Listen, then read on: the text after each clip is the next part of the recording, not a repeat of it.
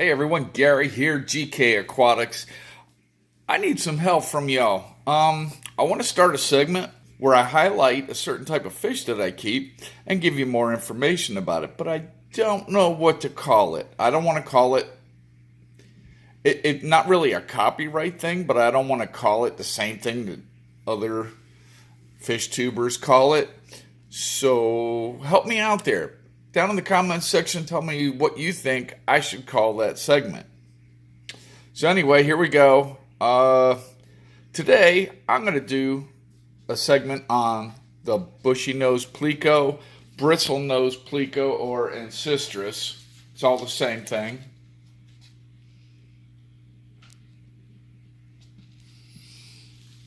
And here's some of mine. Of course, the neon tetras are going there after the food.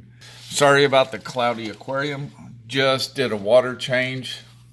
Takes a little while for it to clear up afterwards. Ancistrus is really an easy fish to keep. Basic water temperatures, I mean, you can go from 60 to 80. I actually have some at 84 degrees in my discus aquarium, and they're doing fine. Hardness, they come from South America and in relatively soft waters, but I have, since I'm in Florida, I have concrete water. It is hard, very hard, but they're doing fine. They're even breeding in here. The general consensus is that the pH should be about 5.5 to 7.5. Yeah, mine's 8.2. So I have really hard water, really high pH. Oh, let's look at this guy right there. There's the bottom of one of my younger ones. He's finally coming down to look at the food. Oh, little shrimp there. They will not hurt shrimp. Shrimp won't hurt them. They'll just move him out of the way while he's looking for food. And he found some. This is what a common one looks like. They're colored like this. Now, all these do carry mine do carry the albino gene and also the longfin gene. There's one of his brothers or sister. Oh, of course, you're going to go hide in the back.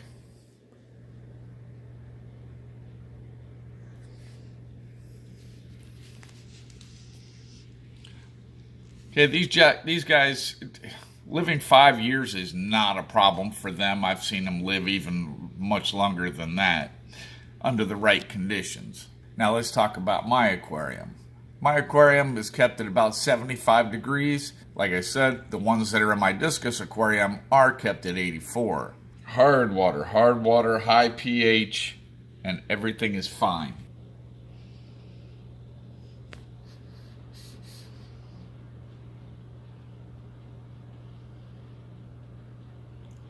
Now these guys do like a little bit of water flow. I got a couple of power heads in here that are moving water around pretty good. Oh, there's the mama back there. Now feeding these guys is pretty easy. I generally feed them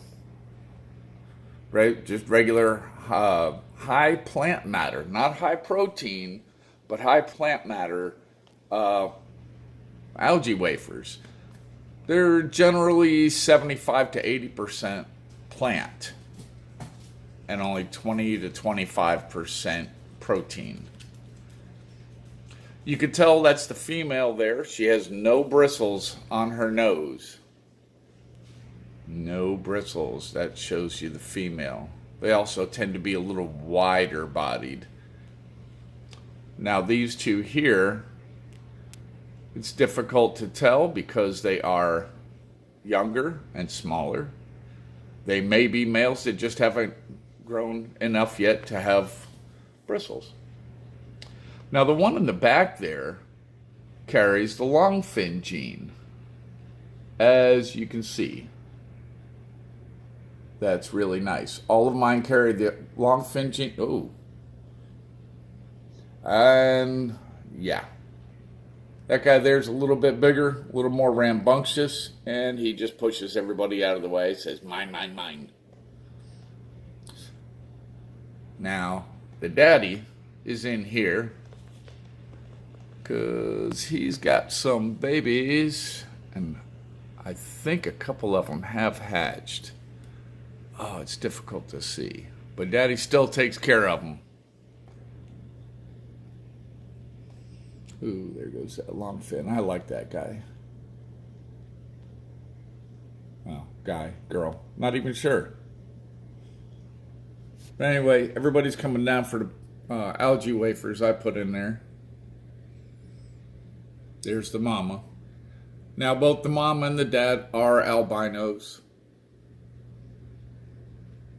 These darker colored ones are from this mother with a different father who was a long-fin brown, who he has since passed, and one of the albinos. Look at her, she's full of eggs again already. See right along the bottom between those two lower fins? Wow.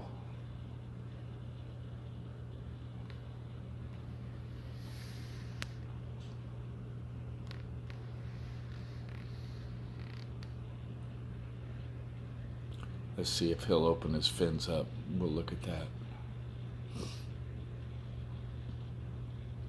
Oh, a little bit. Anyway, back to the...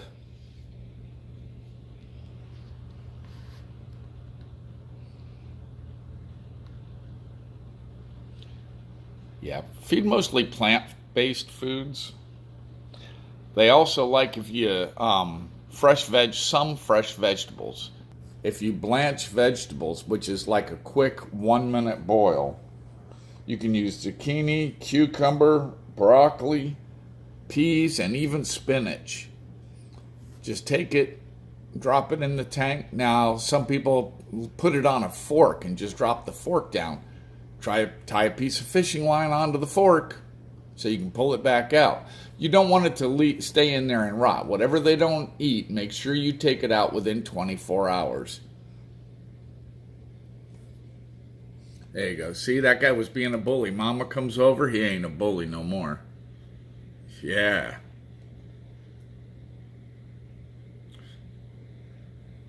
Yeah, he's just starting to get his bristles going. And she's not going to get any because that's the female. Now, if Dad, I don't know if you can see that. You see?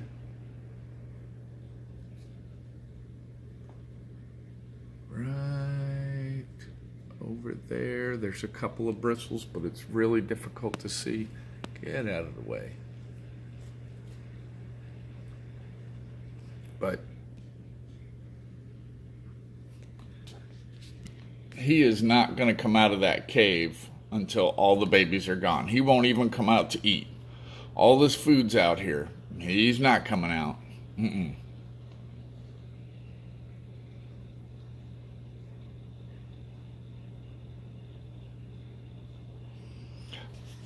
Breeding is easy. This is just our community aquarium. You can see it here. Community 55. We got neons and shrimp and all kinds of stuff in there.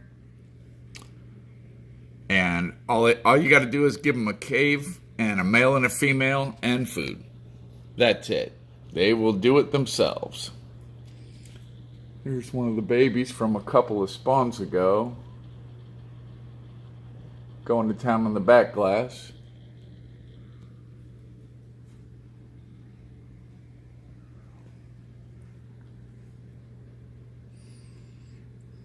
The nice thing about these is they stay small. Your common pleco that you buy in the store, those things can get huge. They can get a foot or more. They can, oh, Mama tried to go in there and he wasn't having no part of it.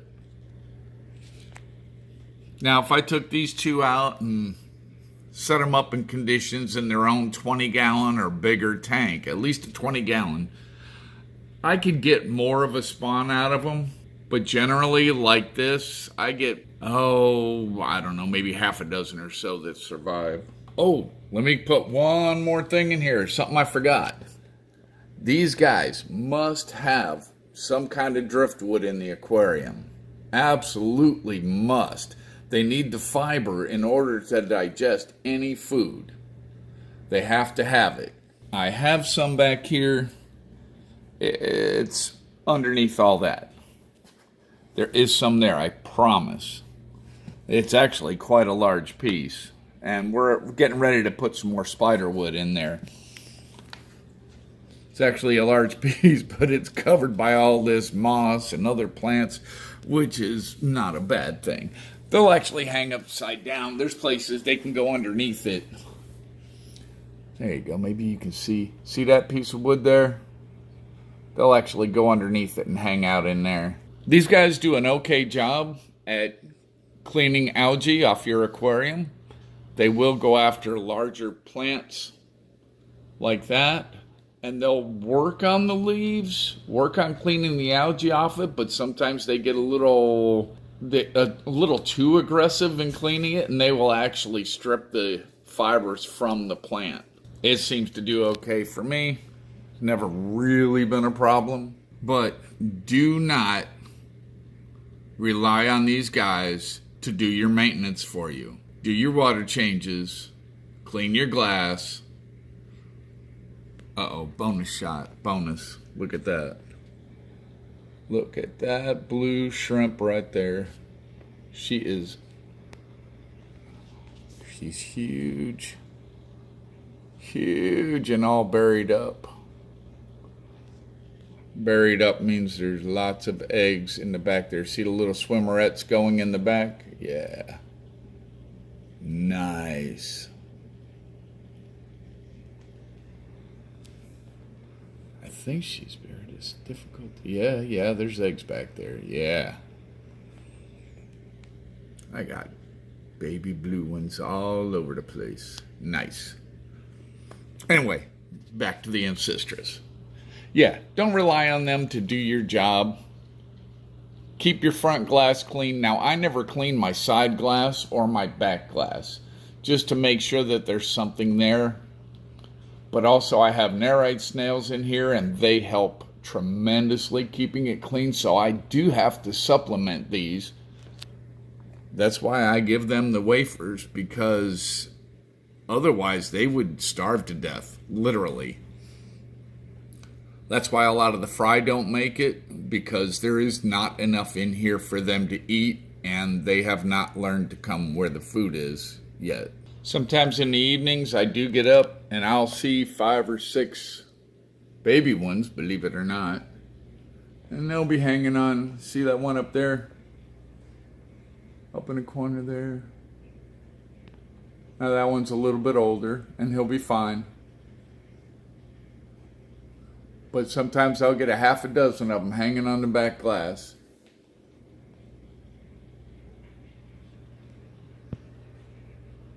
Oh, there's that. There's that long fin one. That's really pretty.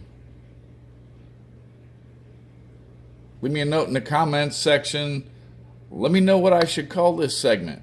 Let me know if you want to see more of them. I was thinking about the cardinal tetras or the blue shrimp. I could do spotlights on those, or highlights, or profiles, or I don't know. But let me know. Give me suggestions for a name of what I should call this segment. Now here at the end of the video, there'll be a couple of cards showing you other videos of mine that you may like to see. If you liked this video, you watched it all the way to the end, go ahead and give me that thumbs up. Let me know you liked it. You can like, share, subscribe to my channel, and hit that notification bell. That'll let you know whenever a new video comes out. I generally try to do it every Saturday morning. Thanks for watching. See you next time.